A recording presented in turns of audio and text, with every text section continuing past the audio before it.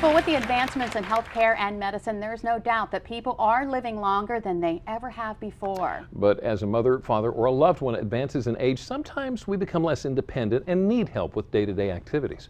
Brian Spiros explains there is help for people who are living life as a caregiver, but want to resume their role as a family member.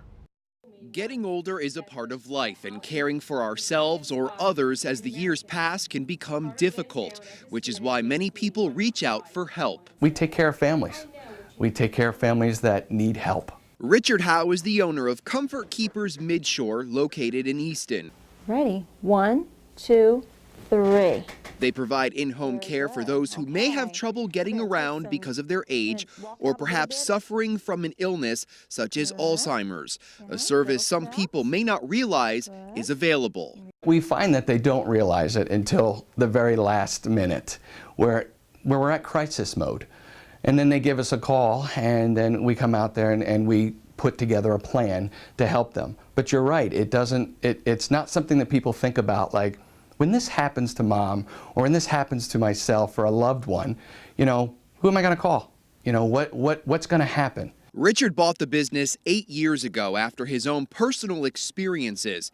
He says he saw his father-in-law, who suffered from multiple sclerosis, go in a long-term care facility after the family could no longer keep him at home.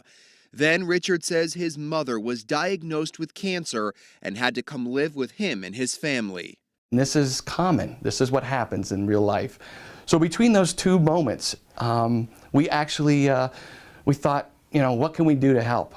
Because this is crazy.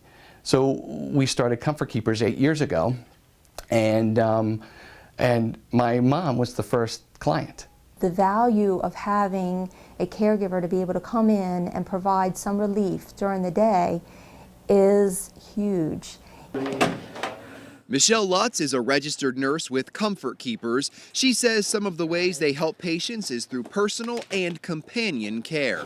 Personal care is for families that may need a little bit of assistance with their loved one with bathing, toileting, transferring, but it also includes the companion care level. Companion care is more of the meal preparation, light housekeeping, some of the transportation, running errands, and oftentimes we're there as a support system to the family. Sometimes we are the sole provider for that client in their home.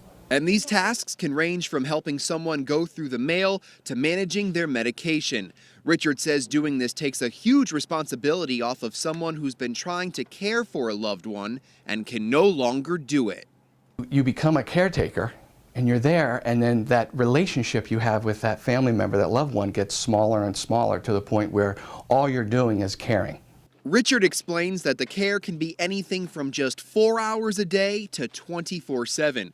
Comfort Keepers even make sure its patients get to where they need to go. We'll do anything to get them where they need to be. Doctor's visits, even if it's to the grocery store or to a friend's house. I wanted to talk to you a little bit about Comfort Keeper services.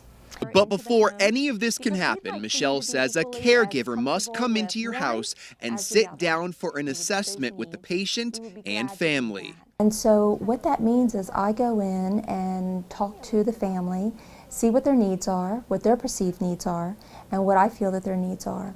And we develop a plan of care together so that that person can be safely cared for in their home by one of our caregivers. All our caregivers are bonded, insured. They have gone through orientation. They're CNAs, and CNAs is a certified nursing assistant. Richard says in the end, a big part of his job is educating people. If a loved one's daily routine becomes unmanageable and safety is an issue, something many of us have seen with parents, grandparents, or neighbors.